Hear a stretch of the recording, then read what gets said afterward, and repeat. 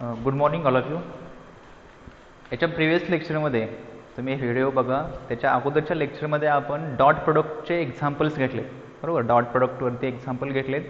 त्याच्यानंतर आपण त्याच्यावरती कन्सेप्ट पाहिले की अँगल कसे असतात, वेक्टरमधला अँगल कसा डिफाईन करतो आपण. ठीक आहे. आता त्याच्यानंतरचं आपण एक्झाम्पल इथंपर्यंत आलेलो होतो की if a bar b bar given होता. Okay, a bar b bar given आहे आणि फाइंड काय करायचं आपल्याला की ही जी टर्म आहे, ह्या दोन टर्म्स की 2a bar plus b bar and a bar plus 2b bar, याच्यातला अँगल फाइंड करायचं आहे. ओके, अँगल फाइंड करायचं म्हणजेच काय फाइंड करायचं आपल्याला, थीटा. तर आपल्याकडे फॉर्म्युला आहे कॉस थीटाचा, पण ही जी टर्म आहे ह्या ठिकाणी काय आहे की ॲडिशन ऑफ टू व्हेक्टर्स आहेत. तर ॲडिशन ऑफ टू व्हेक्टर्सला आपण एक कन्सिडर करतोय की let m bar equal to 2a bar plus b bar. Okay, आणि सेकंड टर्म जी आहे ए बार प्लस 2b बार, याला काय कन्सिडर करतोय आपण, एन बार. तर या ठिकाणी आपण एम बार फाइंड केलं. चेक करा की 2 value of a bar given आहे ती i cap plus 2 j cap minus 3 k cap, then plus vector b bar is 3 i cap minus j plus 2k. Addition of these two terms. Okay, so first upon multiply 2 into the bracket. So 2 i cap plus 4 j cap minus 6 k cap. Then plus next term is 3 i cap minus j plus 2k. Addition काय होईल ते 2i and 3i. So 5i होईल. Then 4 minus 1 that is 3. Then minus 6 plus 2 that is minus 4. हा तुमचा काय आला, M बार. Similarly इथं N bar काय येईल बघा. एन बार म्हणजेच काय की ए बार. ए बार वेक्टर आहे 2 I cap plus 2 j cap minus 3 k cap. This is your a bar. So plus b 2 into b bar. B bar vector काय आहे तुमचा 3 i cap minus j plus 2k. Okay, तर या ठिकाणी काय होईल की प्लस 2 मल्टिप्लाय करायला लागेल ब्रॅकेटमध्ये. So i cap plus 2 j cap minus 3 k cap, then plus 6i minus 2j and minus plus 4k. Okay, ह्या टर्म्स येतील. So vector n bar is, vector n bar काय येणार आहे तुमचा, ॲडिशन ऑफ 1 अँड 6. आय कॅपचे coefficient check करा. 1 and 6 is 7 i cap. Okay, then j and j minus 2, sorry plus 2 and here minus 2. So plus 2 minus 2 0. So plus 0 j.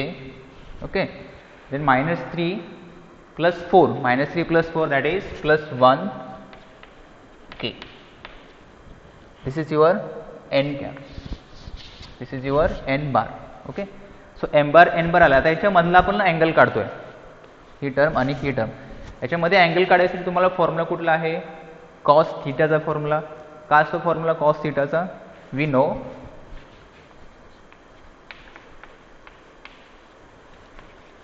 Cos theta equal to m bar dot n bar divide magnitude of m bar into magnitude of n bar.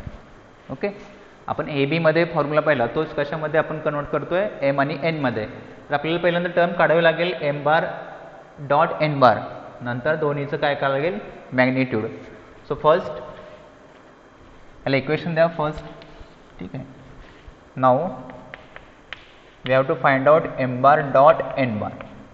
Okay, so m काय आहे तुमचा 5i plus 3j minus 4k and n bar is 7i plus 0j and plus 1k. Okay, multiplication पाहिलेलं आपण की जे आणि जे कॅपचे जे कोएफिशियंट असेल त्यांचं मल्टिप्लिकेशन होईल. बाकी रिमेनिंग टर्म्स काय असतात, 0, कारण आय इंटू जे आय इंटू के काय असतं, 0 असतं. So 7 into 5 35. Okay, I into I means 1. Then plus 3 into 0 0, then minus 4 and plus 1 multiplication is minus 4. So value m bar dot n bar is 31. Okay, so similarly magnitude of m and magnitude of n काढायला लागेल, बरोबर. So हे rough करतो इथे.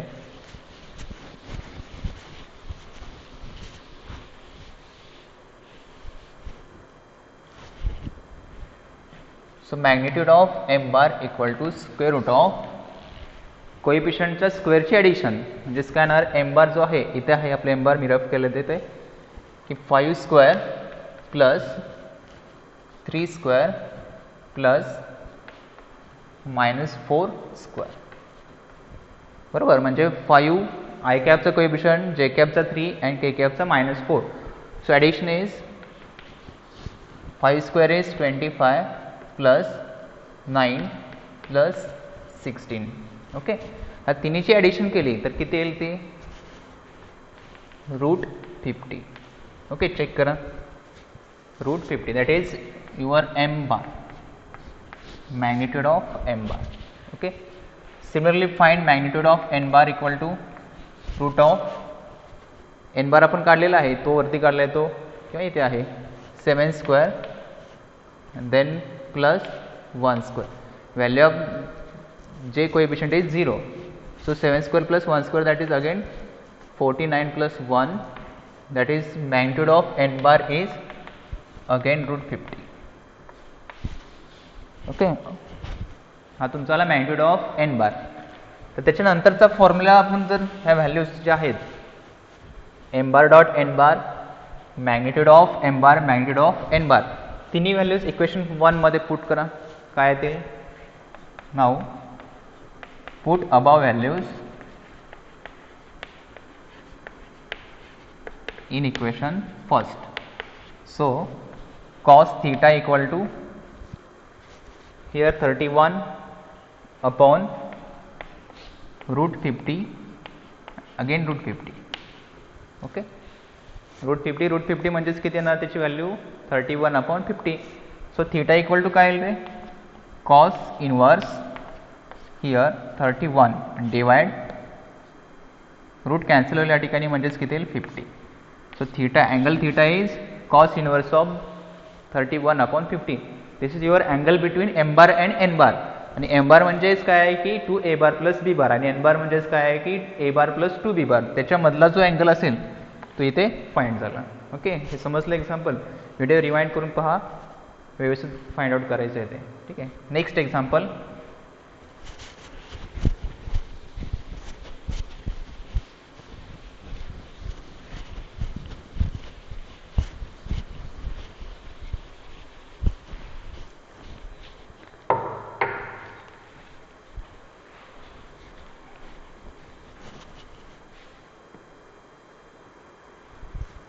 Okay, next example check करा. 2 example लिहिलेत.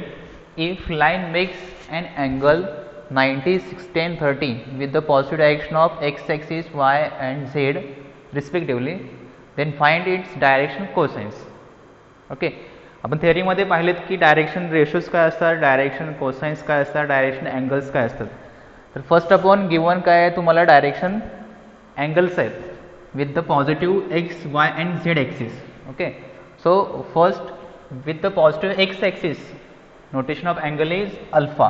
Okay, so alpha given काय आहे, first 90 degree. Okay, then second beta काय आहे, beta means angle positive direction with y axis. Okay, so beta equal to 60 degree. And third one is gamma, gamma is 30 degree.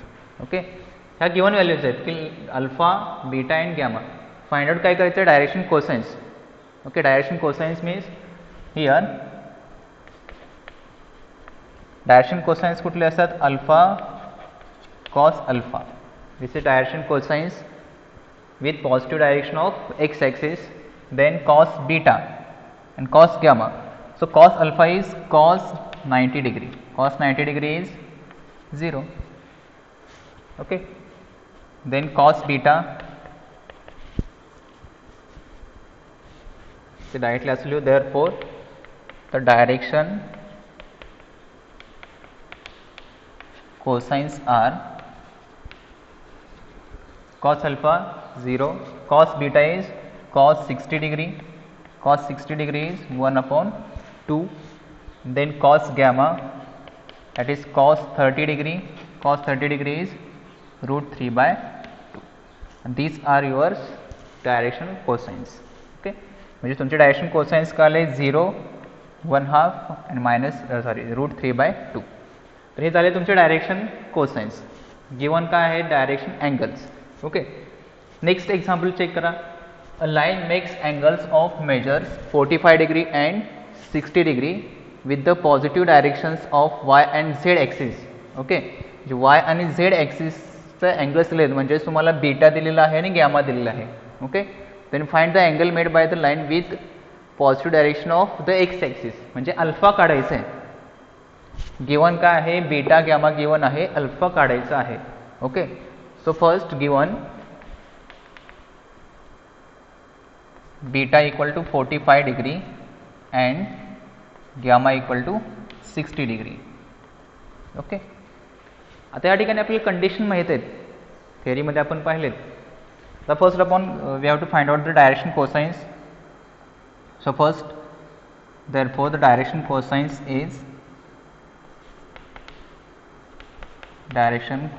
are आता given दोन values आहेत. तर ह्या ठिकाणी cos beta येईल. Cos beta means cos 45 degree that is 1/√2. Okay, and cos gamma means cos 60 that is 1/2. आता we know काय माहिती आहे आपल्याला की व्हॅल्यूज डायरेक्शन कोसाइनच्या स्क्वेअरची ॲडिशन किती असते रे. वी नो आता ही जी व्हॅल्यू आहे ह्याला आपण काय म्हणतो एम, याला काय म्हणतो n. Okay, m means cos beta, n means cos gamma, direction cosines लक्षात घ्या. तर we know that square of addition of direction cosines equal to किती असतं L² M² N² किती असतं. इथं एक लक्षात घ्या, इथं काढायचं आपल्याला cos L equal to cos alpha equal to question mark. ठीक आहे, तर L² plus M² plus N² किती 1. ओके, तर ह्या ठिकाणी व्हॅल्यूज जर पुट केले आपण एम आणि एनची व्हॅल्यू या ठिकाणी पुट केली तर काय येईल बघा पुढे.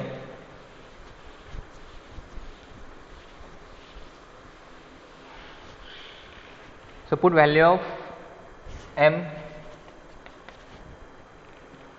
अधिक लक्षात द्या, m means cos beta equal to 1/√2 आहे. तर √2 म्हणजेच 1/√2 bracket square. Okay, plus value of n is 1/2. So 1/2 square equal to 1. Okay, so squaring 1/2 plus 1/4 equal to 1.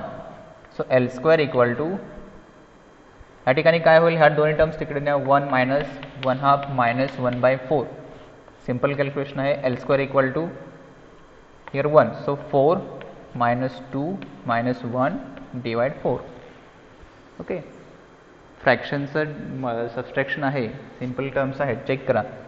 Denominator same केलं सगळ्यांचं simply. So L² equal to numerator is 1 divide 4.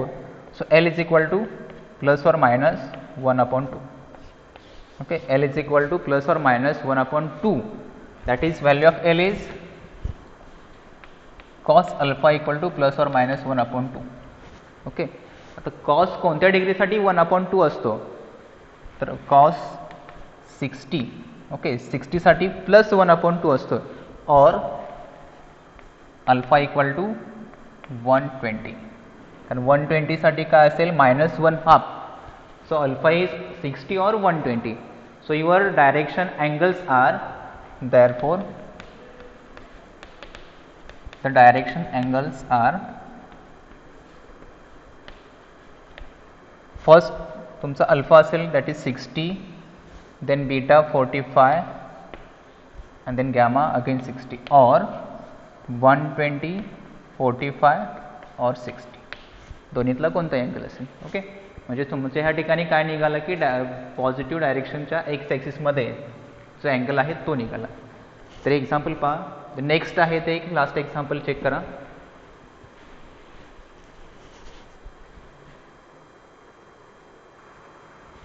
Okay, next example check करा.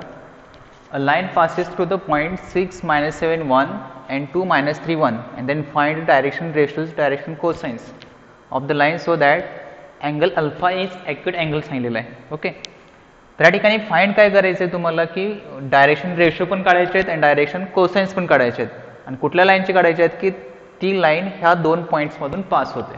Okay, suppose first upon let first point is A, that is 6, -7, 1. Okay, आणि याचा position vector आपण consider केला A bar. So A bar is 6 I cap -7 J cap +1 K cap. Okay, and point B is second 2, -3, 1. So its B bar is 2I -3J +1 K. Okay, हे दोन point मधून pass होणाऱ्या लाईनचं काय काढायचं तुम्हाला direction रेशोचं आणि direction cosines. So first a b bar काढावं लागेल तुम्हाला. A b bar means b bar minus a bar. So b bar आणि ए बारचं काय करायचं आहे सबस्ट्रॅक्शन करायचं आहे. सो 2I डायरेक्टली घेऊ शकता या ठिकाणी की बी बार इथे आहे समोर आणि हा ए बार आहे. 2 - 6 मीन्स कळलं लिहा या ठिकाणी कन्फ्युजन नको. ठीक आहे, -3J +K then minus into bracket 6I -7J +K. Okay, the subtraction is 2 - 6. 2 - 6 means -4I. Okay, then -3 minus plus. So -3 + 7 that is +4J. Okay, -10 + 7 that is 4J. Then -K that is -2K. Okay, so here AB bar is -4I + 4J -2K. That is therefore the direction ratios are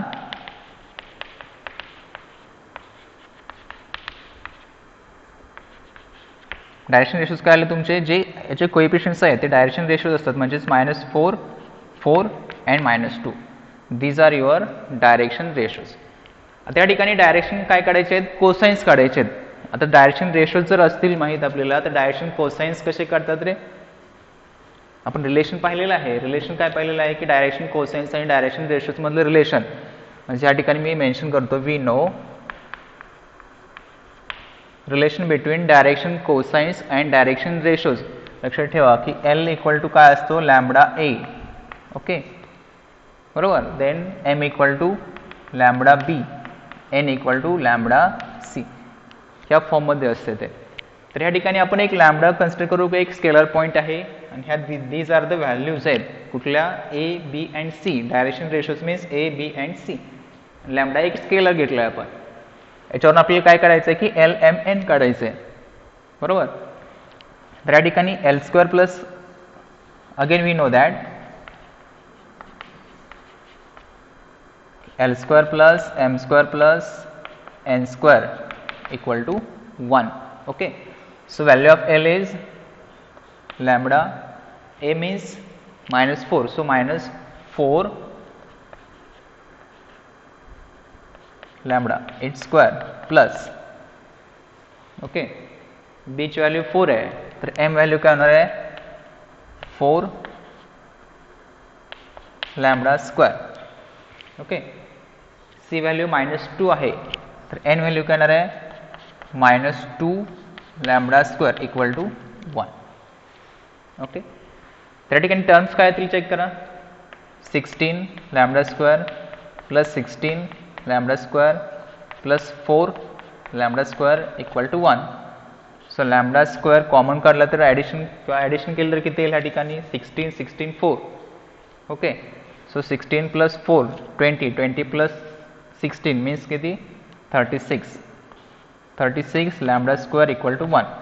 So lambda is equal to lambda square = 1/36 and value of lambda is ±1/6.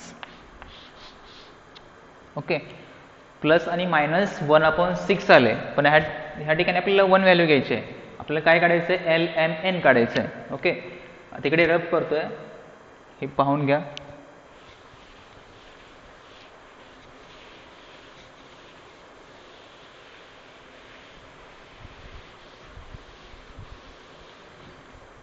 ठीक आहे, तर या ठिकाणी check करा की एलची value लॅम्बडाची value 1 plus or minus 1/6 आली. क्वेश्चनमध्ये एक दिलेलं आहे आपल्याला की अल्फा काय दिलं आहे तुम्हाला, ॲक्यूट अँगल दिला आहे. बरोबर, ॲक्यूट अँगल याचा अर्थ काय आहे की तुम्हाला, एक मिनिट इथे लिहितो, here given alpha is acute.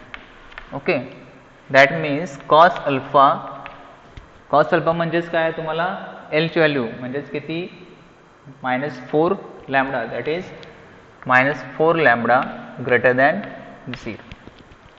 Acute अँगलसाठी कॉस टर्म काय असते, पॉझिटिव्ह असते.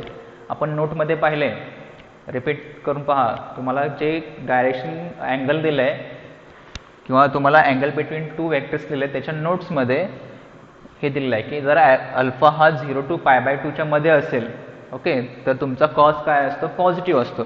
So that is -4π. Cos alpha means l means lambda a म्हणजेच -4 आहे, तर -4 लॅम्बडा ग्रेटर दॅन 0. ह्या कंडिशनला आता हे -4 लॅम्बडा हे ग्रेटर दॅन 0 कधी येईल, ज्यावेळी लॅम्बडा काय पाहिजे तुमचा लेस दॅन 0 पाहिजे. म्हणजेच या ठिकाणी काय कन्सिडर करायला लागेल, म्हणजे या ठिकाणी काय होईल, lambda is less than 0.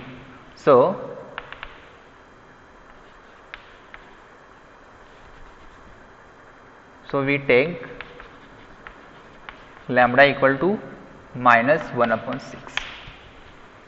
Okay, lambda less than 0 असेल तर तुमची कॉसची टर्म काय येणार आहे, पॉझिटिव्ह येणार आहे. समजते का, कॉस अल्फा पॉझिटिव्ह कधी असेल, या ठिकाणी -4 लॅम्बडा आहे, तर lambda must be minus, so minus minus plus, that is condition satisfied, cos alpha greater than 0.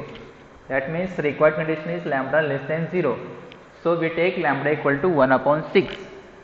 So therefore the direction cosines are, direction cosines काय होतील, पहिली टर्म बघा -4 lambda, so -4 into -1/6, then 4 -1/6 and then -2 -1/6. That is इथे किती येणार आहे, 4/6 म्हणजेच 2/3. Okay, here -2/3, हे निगेटिव्ह पॉझिटिव्ह होईल, 4/6 म्हणजेच 2/3. इथे सेम -4/6 मीन्स -2/3 आणि हिअर मायनस प्लस 1/3, 2 ने 6 ला divide. This is your direction cosines. Okay, अशा फॉर्ममध्ये तुम्हाला हे एक्झाम्पल सॉल्व्ह होईल. आता लक्षात घ्या, नेक्स्ट जे आहे लास्ट आहे ते की थेरम टाईप आहे ते की प्रूव्ह दॅट करायचं आपल्याला. काय प्रूव्ह दॅट करायचं की prove that altitude of a triangle are concurrent. Altitude of a triangles are concurrent. Altitude of ट्रँगलचे अल्टिट्यूड जे आहे ते काय असतात, कॉन्क्रंट असतात, हे प्रूव्ह करायचे. आता या ठिकाणी काय होईल बघा की सपोज लेट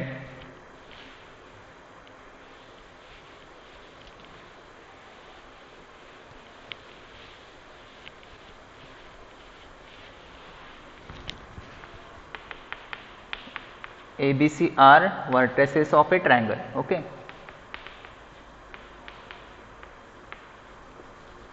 आता एक ट्रायंगल काढू आपण या ठिकाणी. Okay, A, B and C. Okay, these are vertices of a triangle. So आता याच्या ठिकाणी अल्टिट्यूड दाखवायला लागतील. ओके, अल्टिट्यूड कुठल्या होतील या ठिकाणी, मग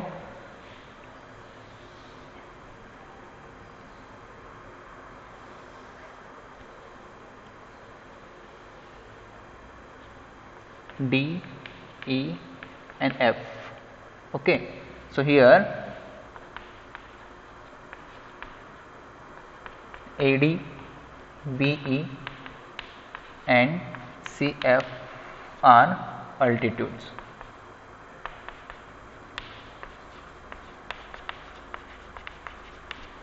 okay, these are the altitudes of triangle ABC. Altitude आहेत म्हणजेच हे काय असतात ह्या ठिकाणी परपेंडिक्युलर असतात. ओके, त्या ठिकाणी काय असतात परपेंडिक्युलर असतात. आणि हा जो पॉईंट आहे हा पॉईंट काय आपण कन्सिडर करू, P कन्सिडर करूया. ठीक आहे, आता ह्या ठिकाणी याचे काय करावं लागतील तुम्हाला पोझिशन वेक्टर मेन्शन करावं लागतील.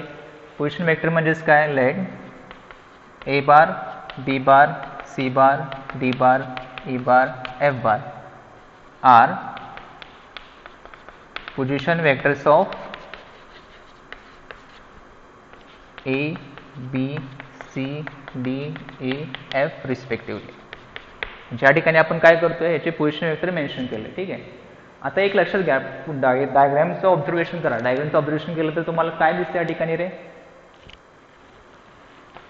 फ्रॉम द डायग्राम ह्या ठिकाणी जी एडी आहे, अल्टिट्यूड एडी आहे ती परपेंडिक्युलर कशाची आहे, BC ची परपेंडिक्युलर आहे. म्हणजे ह्या ठिकाणी काय आहे की एडी परपेंडिक्युलर BC, बरोबर. एडी परपेंडिक्युलर काय आहे, BC आहे. सिमिलरली इकडे काय आहे, BE परपेंडिक्युलर CA.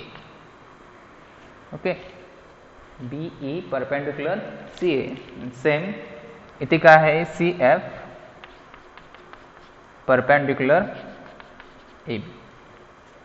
ओके, म्हणजे हे याच्याशी काय आहे परपेंडिक्युलर आहे.